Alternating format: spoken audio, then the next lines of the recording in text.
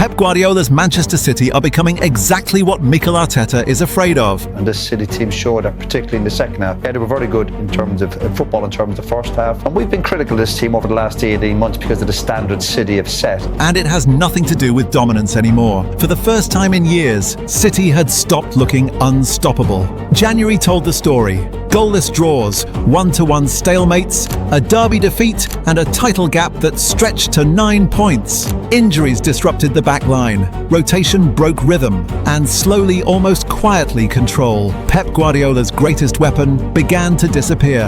Across the league, Arsenal looked composed, stable, relentless, like a team built to finish the job.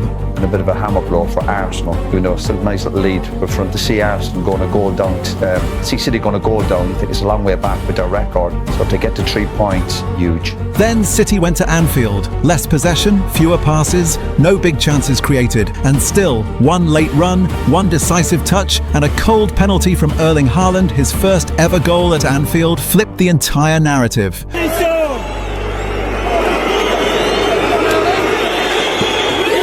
It is more than 3 points now, because what Manchester City did at Anfield wasn't just beat Liverpool, it was reclaiming belief at the most dangerous moment of the season. That wasn't City returning to form, that was City evolving, because this version of City doesn't need 70% possession, they don't need to suffocate you for 90 minutes, they just need 5 minutes, and one mistake. They've learned how to survive without beauty, how to absorb pressure without breaking, how to win ugly when the old version would have needed perfection. And that is exactly the version Mikel Arteta fears most, because Arsenal are built for control, for rhythm, for executing the plan cleanly from start to finish. They dominate when everything works. But City are now lethal when everything falls apart. This isn't a story about City wobbling, it's about Guardiola quietly building the most dangerous version of Manchester City yet. A team that can win without their usual script, and how the title race may already be entering its most dangerous phase. At first glance, January looked like the month Manchester City finally cracked. The league table told a worrying story, dropped points in 4 of 6 Premier League matches, a derby defeat, and performances that felt flat. For a team that built an era on suffocating control, the absence of dominance was jarring. No relentless pressure, no 20-minute spells where opponents couldn't breathe, just games drifting. And that's where the mistake was made, because dropped points do not automatically mean decline. Look at the results in isolation and you'd think City were spiralling. 0-0 at Sunderland, 1-1 against Chelsea, 1-1 against Brighton, a 2-0 loss in the derby to United. But look closer, really look, and a different pattern emerges. City weren't being outplayed, they were being unfinished. Against Chelsea and Brighton, Guardiola's side dominated territory and possession but lacked their usual end product. The expected goals remained competitive. The defensive structure rarely collapsed. What disappeared was the kill, the final incision, the ruthless third goal that turns pressure into inevitability. That's not collapse. That's a team operating below peak sharpness. Injuries, availability, and rotation played their part. Key midfield continuity suffered, defensive partnerships rotated. Guardiola leaned heavily on squad depth, not because he had to, but because he chose to. This was not a manager scrambling for solutions, this was a manager managing load, risk, and longevity. Certain profiles struggled for rhythm. Some attackers looked disconnected. Others were asked to play roles that sacrificed fluency for balance. That's why performances felt awkward, not chaotic. The temptation was to call it uncertainty. In reality, it was controlled compromise. Guardiola wasn't chasing perfection in January, he was protecting April and May. And this is where perception flipped. While City stumbled through draws, Arsenal looked calm, composed, and relentless. Clean wins, clear patterns, momentum on their side. From the outside, it felt like a changing of the guard, but stability and danger are not the same thing. Arsenal's strength came from rhythm, everything functioning as designed. City's weakness came from operating without it, and that's the part everyone missed. Here's the uncomfortable truth for the rest of the league. Pep Guardiola is no longer chasing 90-minute control, not in the way he once once did. In previous eras, City hunted domination, 70% possession, territorial strangulation, wave after wave of pressure. Lose the ball? Win it back in 5 seconds. This version is different. Structurally, City are more flexible. Their base shape can morph, a 3-box-3 in possession, a compact mid-block out of it. They're comfortable absorbing pressure, comfortable conceding territory, comfortable letting games breathe. That's unheard of in classic Guardiola teams, and it's deliberate. Concede first without emotional collapse, play without rhythm and still stay alive in games, win late when others tighten and panic. This is anti-Guardiola Guardiola. They no longer need to suffocate opponents from minute 1. They just need moments, 5 minutes of clarity, precision and execution. That's why January felt strange. City weren't bad, they were learning how to survive without beauty. They don't need to suffocate you anymore, they just need 5 minutes. And once you understand that, January stops looking like decline and starts looking like preparation. Because if City can survive without control, what happens when the pressure peaks? That answer came later, and it came in the worst possible place for everyone else. Anfield is where narratives go to die. It's loud, hostile, unforgiving, especially when Liverpool score first. And when Dominic Szoboszlai bent a vicious free kick past Alisson Becker, the script wrote itself. City behind. Arsenal already 9 points clear at the summit, a title race begging to tilt. This is the exact moment people expect Manchester City to wobble. They didn't. The numbers told one story, and it favoured Liverpool. City had less possession, 46.5%. They completed fewer passes, 385 to Liverpool's 460. They created no big chances all game. Liverpool, meanwhile, piled on pressure. 2 big chances created, 17 total shots, 7 on target, 116.8 kilometres covered, outworking City physically. This wasn't a Guardiola masterclass in control. This was City being outshot, outrun, and outpossessed. And yet, nothing broke. No frantic pressing, no reckless chasing, no emotional spike after conceding. That's where the shift becomes obvious. Watch the body language after the goal. City didn't accelerate, they slowed the game, pass accuracy stayed stable at 78%, defensive spacing held, no overcommitting fullbacks, no midfield panic. This wasn't a team searching for dominance, it was a team waiting for timing. Guardiola's City accepted discomfort. They absorbed pressure, conceded territory, and trusted the structure. That's new. Classic City suffocated games into submission. This City lets the storm pass. And then exactly when Liverpool began to feel secure, City struck. 84th minute. A rare moment of space, a single vertical sequence. Erling Haaland attacks the near zone, wins the aerial duel. Bernardo Silva reads it first, slides in and finishes. 1 shot, 1 goal. No celebration frenzy, just reset. Then stoppage time. Liverpool overextend. Chaos creeps in. A mistimed challenge inside the box. Haaland steps up. This matters. It was his first ever goal at Anfield, under maximum pressure, with the title race breathing down his neck. No hesitation, no theatrics, just execution, 2-1. This is why this match wasn't a comeback, it was inevitable. City finished the match with 0 big chances created, 4 shots inside the box, 53.5% possession conceded, and 29 clearances faced, and still walked away with 3 points. That's not luck. That's design. When Ryan Cherki's late goal was chalked off in the chaos, Guardiola didn't flinch. The bench reaction wasn't relief, it was expectation. Because this version of City doesn't need flow, they need moments. Here's the uncomfortable contrast. Arsenal are exceptional when everything works. Control the tempo, sustain pressure, build clean leads, kill games early. They're brilliant when the plan holds.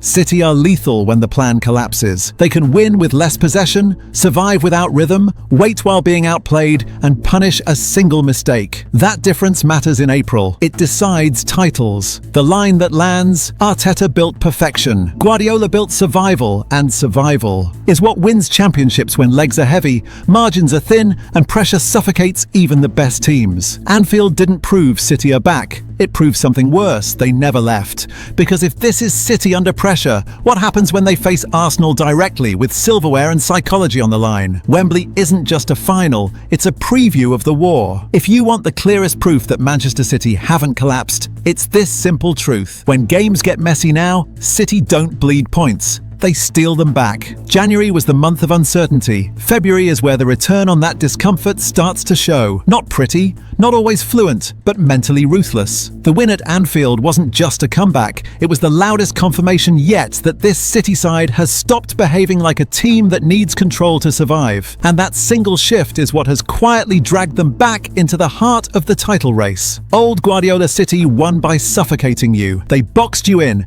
pinned your fullbacks, recycled possession endlessly, and crushed belief before halftime. This City can do something more dangerous. They can go behind at Anfield, get outshot and outworked, concede territory for long stretches, stay emotionally flat, and still execute late to win the game. That's not form, that's a mindset upgrade. When pressure spikes, most teams start chasing moments. City don't. They stick to the plan, and that's where January was misunderstood. The wobble wasn't panic, it was stress testing. January's issues weren't just about midfield rhythm or attacking fluency, they were about defensive continuity. City's centre-back unit was constantly changing. Injuries, load management, and forced rotations meant no settled partnerships. For a Guardiola side that relies on spacing, timing, and line control, that matters. But instead of panicking, City did two things that scream title-run behaviour. City didn't sign Mark Guehi as a luxury addition. They signed him as a problem solver. Guehi fits a very specific Guardiola need.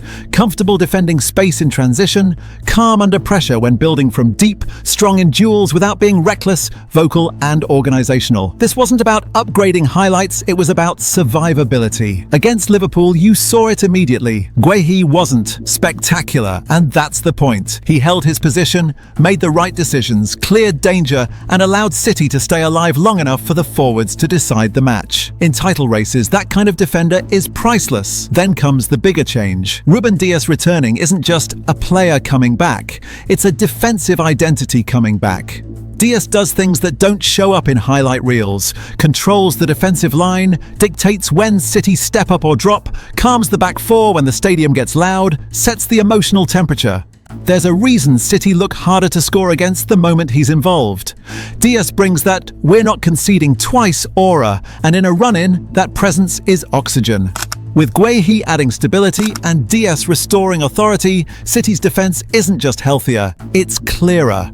Let's make this tactical, but keep it relatable. City used to win by locking you in your own half. Now they can win by letting you play and waiting. Against Liverpool, the structure told the real story, a flexible back line that could drop into a compact four or morph into a situational back three. Rodri anchoring transitions, not chasing touches. Bernardo Silva acting as the emotional thermostat, slowing games down when chaos threatened. Erling Haaland as the single moment that can end you. City weren't chasing possession for the sake of it. They accepted phases without the ball. They stayed compact between the lines. They kept the match in a manageable state. A game where one late sequence could flip everything. That's control becoming optional, but structure staying mandatory. Because once you prove you can win with less possession, with fewer completed passes, while absorbing pressure for long spells, you effectively kill the league's best anti-City tactic. For years, teams tried to escape City by turning games chaotic. Now, chaos is where City hunt. This is another positivity that doesn't get enough attention. Pressure used to spread when City lost rhythm. Now it stops with leaders. Bernardo stabilizes games and still decides them late. Rodri controls transitions and prevents matches from becoming track meets. Haaland delivers when the stakes are highest, including his first ever goal at Anfield. That's what stepping up looks like in a Guardiola system.